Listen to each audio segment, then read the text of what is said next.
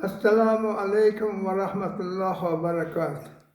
Allohga hamdu sanolar, Rasululloh sollallohu alayhi vasallamga salovat shariflar bo'lsin. Amma ba'd. Bugungi suhbatimiz Jahongir Muhammad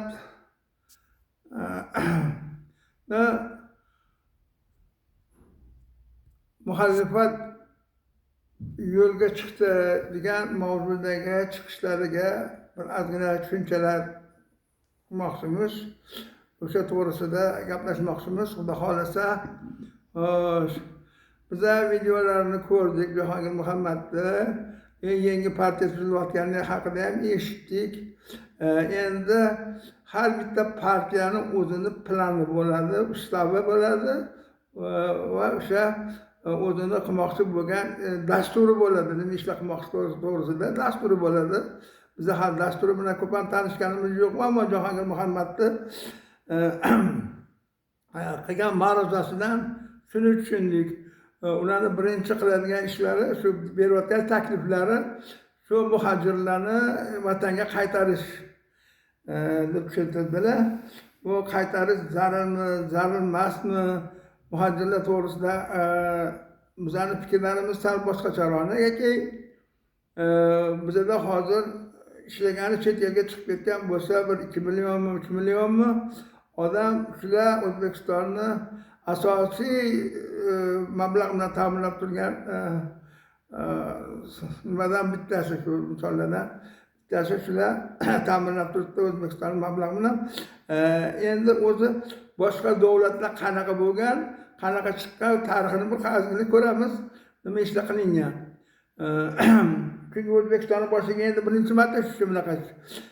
Yaponiya 1946-yilda urushdan keyin juda og'ir ahvolga tushib qolgan paytda Yevropaga ishchilarni chiqarib yuborgan, har bitta ish o'rniga ikkitadan odam qo'ygan. Bittasi yarim kun ishlaydi, ikkinchisi yarim kun 4 soat ishlaydigan qilib qo'ygan.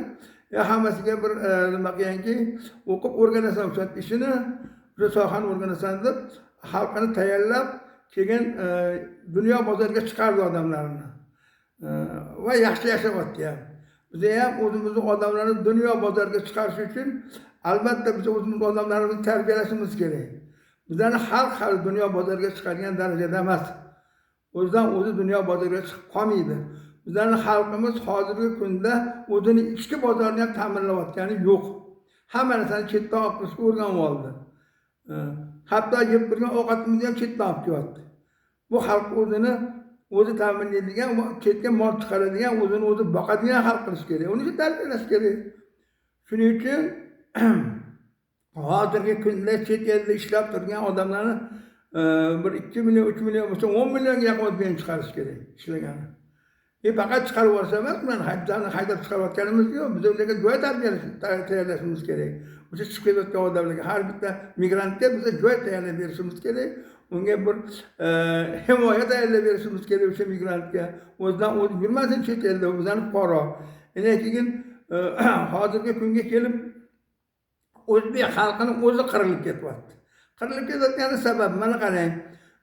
Bu Stalin bo'lgan paytda millat davlatlari bo'lmagan. Qozog'iston, Qirg'iziston, Tojikiston, Tojikiston degan davlatlarning o'zi bo'lgan emas oldin.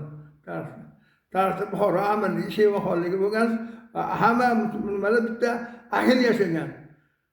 Endi bo'lishni boshladi. Stalin bo'ldirdi buni. Chunki xalqni bo'lib tashlasa, ularni boshqarish oson bo'ladi. Hozir Ahli Turon ekan, Ahli Turon o'sha Ahli Turonni mana ruslar birlashyapti, bizani ham millatimizni birlashtirish kerak. Keyin xalq diplomatiyasi degan narsa bor.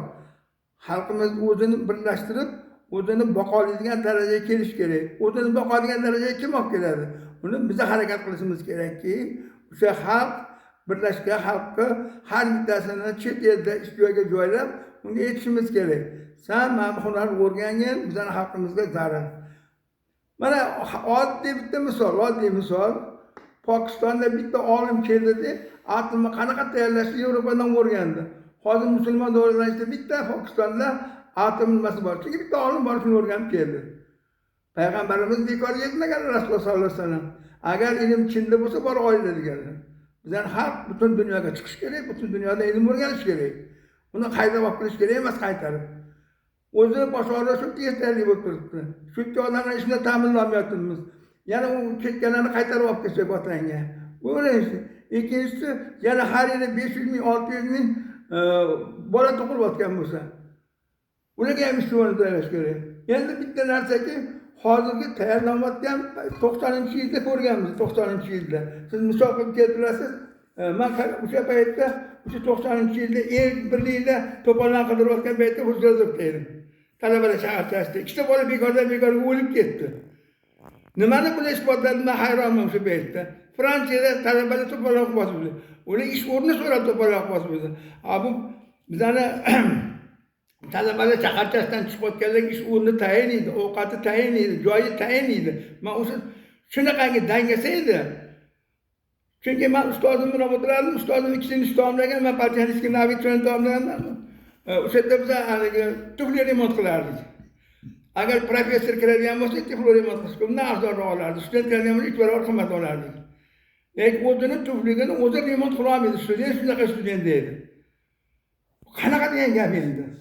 Endi hozir shunday boshqaryapti. Hozir bolalar 10-sinfni bitirib chiqyapti, 10-sinf, 11-sinfni bitirib chiqyapti, qo'lida birorta hunari yo'q. Shuni olib borib ishlaydigan man o'zi yo'q. Mana turmadan kelyapti, bola turmaga bordi, turmadan keldi. De unga hunar o'rgansin deb nimaga berdi? Hunar maktabiga berdi. Davlat beryapti uni, hunar maktabiga. Qarang, o'sha hunar maktabidan svarchini o'rganyapti, elektrikni o'rganyapti, yana boshqa hunar o'rganyapti, uchay o'qityapti. Chiqqanni privatgan odamlar poylab o'tiribdi. O'qishini tamomlagan zahoti olib ketyapti, svarchini. Mana bolam ham katta o'qitdim men uni. Pul to'lab o'qitdim. O'sha hunar maktabida o'qitdim. Endi uni hunar maktabidan kimdir sotib olibdi. Chunki hunari yo'q bola kimga kerak bo'ladi? Hatto hozir oldingi nima berganda maktabdan chiqarayotgan paytda bo'lmaganda bir sho'pirning pravasini chiqarardi. Bu bolalar chiqyapti, bu jahonda yurishga bu bolalar tayyor emas. Bu meni gapimni isbotini hamma hozir tasdiqlashi mumkin, negaki bizning xalq 15 ming, 20 ming nechtaligini noma'lum hajga chiqdi. O'sha hajga chiqqanda bizning xalq qanaqa xalq bo'lganini o'sha yerda ko'rdi odamlar. Hali ham ko'ryapti. Bittasi kelib oldimga o'tirdi, haligi 500 dek mehmonxonada edik, umraga bordim men ham. O'shanda choy o'tirsam, keyin oldimga o'tirdi, o'sha xizmatchilardan bittasi. Aytdiki, men dedi Afg'onistondanman dedi, 7 yildan beri shu yerda ishlayapman dedi. Bunaqa xalq ko'rmaganman dedi. Bunaqa islomlar xalqini ko'rmaganman dedi. To'g'ri, patni stollarni shvedskiy stol. Ozginasini yetib qolgan olib tashlayapti hammasini dedi. O'ziga kerakligini olgisi bo'lmaydimi bular? Shunaqa betarbiya bo'lib qo'yammi? Sizlar millatinglar. Deb oldimga kelib o'sha yerda xizmatchi aytyapti, o'sha Afg'ondan borib ishlayotgan bola aytyapti. Chunki biza xalqimizni chet elda ishlaydigan, chet el tillarini biladigan, 2 ta, 3 ta, 4 ta tilni biladigan qilib tarbiyalashimiz kerak. Vaholanki nima bo'lyapti? U chiqayotgan ilm, o'zi o'qiladigan ilm gumanitar soha bo'ladi, lekin anu sohada bo'ladi. Bu gumanitar bizni bitirib chiqqanlar anu narsani bilmaydi, anu fanlarni bilmaydi. Mana sizlar mana Jahongir, mandan 8 yosh kichkina ekansiz. Bu 30 yil oldin ketgansiz. 30 yil ichida, 25 yil, 30 yil ichida O'zbekistonda nima voqealar bo'lganini o'zi bilmaysiz, tushunsangiz yo'q hozir sizda. Xabar bo'lmaydi.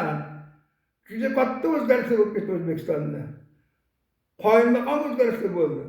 Biza bu paxta qo'yishga yetayotganim yo'q, 80dan oshdim. Endi birovga paxta qo'yadigan yoshda emasman. O'shaning uchun televizor, internet ham o'chirib qo'ydim, lekin hammasi yolg'on bo'lyapti hozir.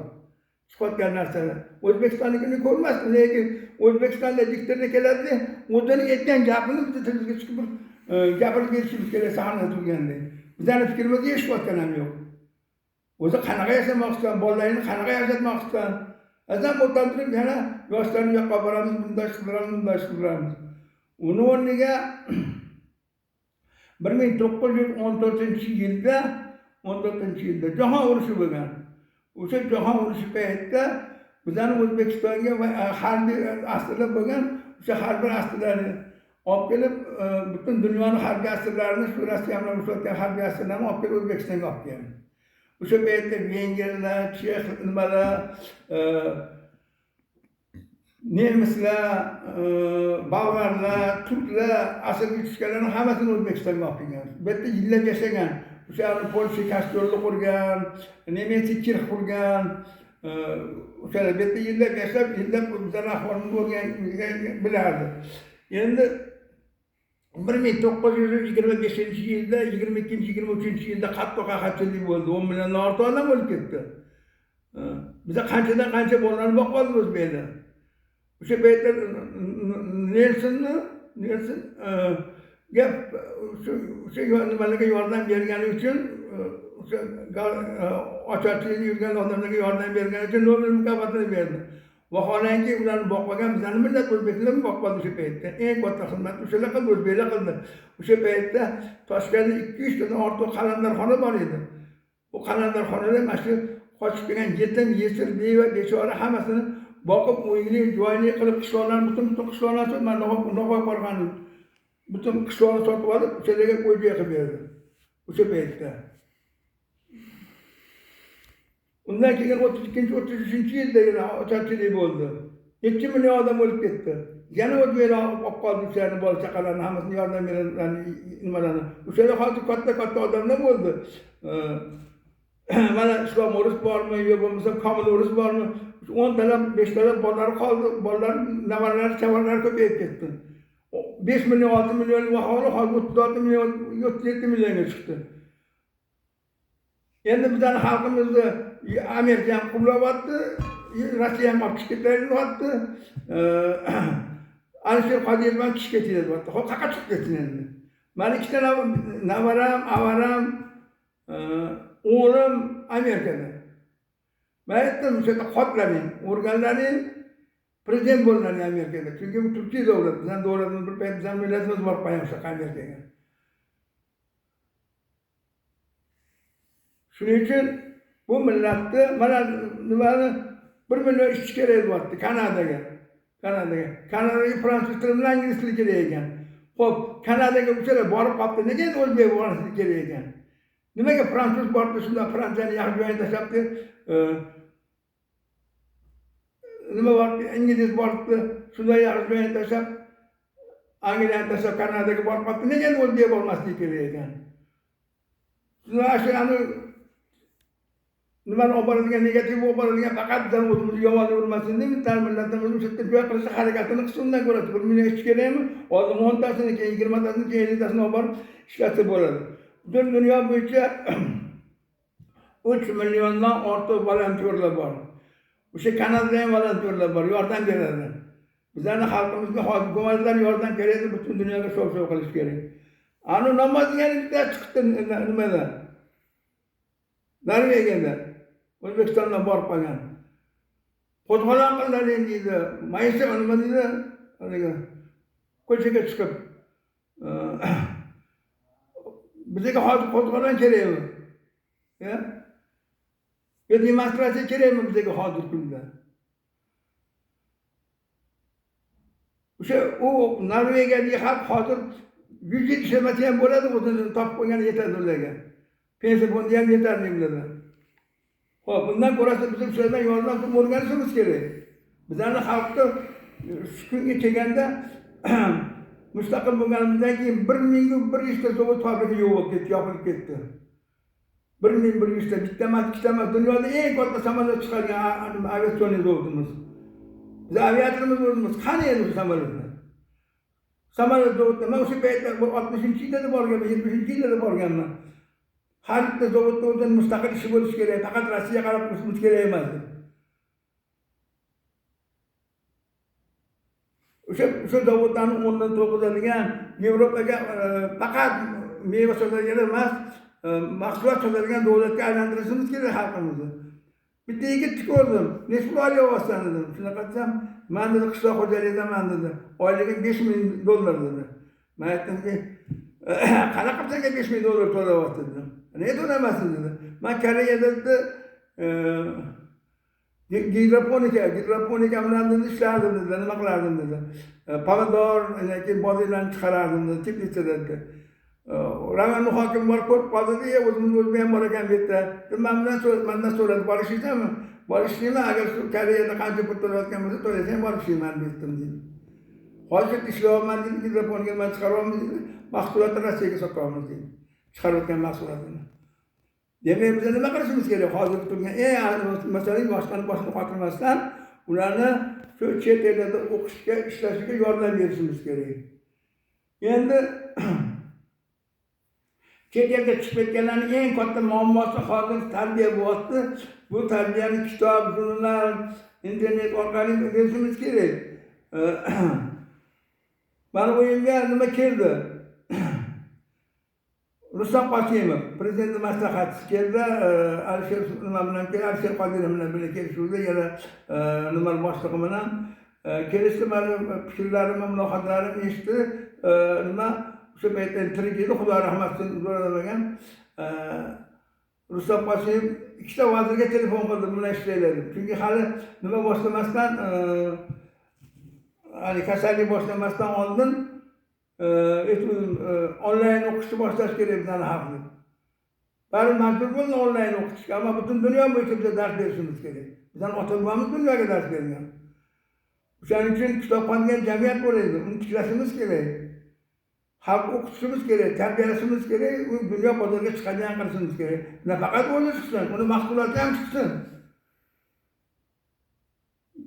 Dunyo brendlari bilan birga qanday bo'lsa, shunday chiqaraylik bizdan keyin xalqimiz.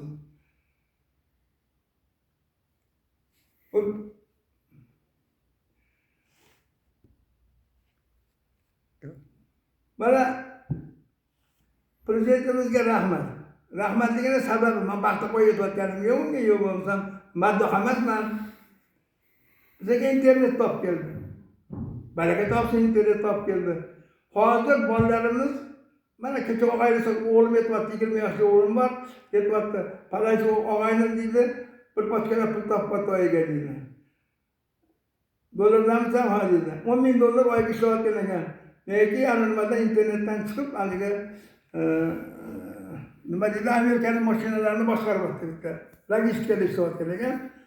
$10,000 topib ekan. Endi xolasini o'g'liga yetdi, xolasiga tushuntirdi. Xola. Mana shu bola shunaqa pul topibdi. Men o'rgatib beraman deb, o'rgatib qo'yaman deb, olib keling. Jiyani dedi, xolasi olib kelmasdan Koreyaga chiqarib yubordi. Endi Koreyada qiynalyapti endi bola.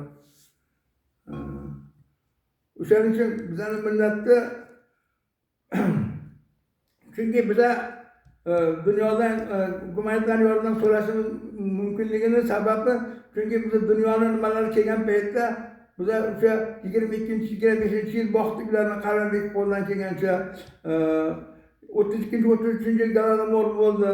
Odamlar so'yib bolasini yeyotgan paytda o'sha vaqtda bolalarni bizning millat boqdi. 45-47-yil to'ldi Galadomor bo'ldi Rossiyada. O'shanda ham bizning millat naq qoldi. Endi na nima olimlar yetmasa, na chet ellik olimlar yetmasa, men Turkiyaning olimlaridan xafaman. Chunki O'zbekistonda qilib qo'ygan ishni dunyoga yo'yotgan ham, yordam berayotgan ham yo'q bizning xalqqa. Chunki bizning hozirgi eng katta nimamiz bizga keladigan yordam, gumanitar yordam olishimiz kerak, butun dunyo nimasiga hamjamiyatga chiqishimiz kerak. Biz qilib qo'ygan ishlarimizni ota-bolarimiz qilib ketgan ishni ko'rsatib bilishimiz kerak. Biz hozir nima qildik? Muzey qildik. O'sha Galadomorga atam muzey qildik. Prezident ham kelib ketdi, ayollari ham kelib ketdi, boshqalar ham kelib ketdi. Non muzeyi qildik, non muzeyi. O'sha 25-yilda yozilgan, Toshkent non shahri deb yozilgan. Nega biz ko'rsatib bilmasligimiz kerak qo'ygan ishlar, ota-bobamiz ketgan ishlarni. Ko'rsataylik buni. Butun jahonga ko'rsataylik. Mana mamlakat qilganmiz.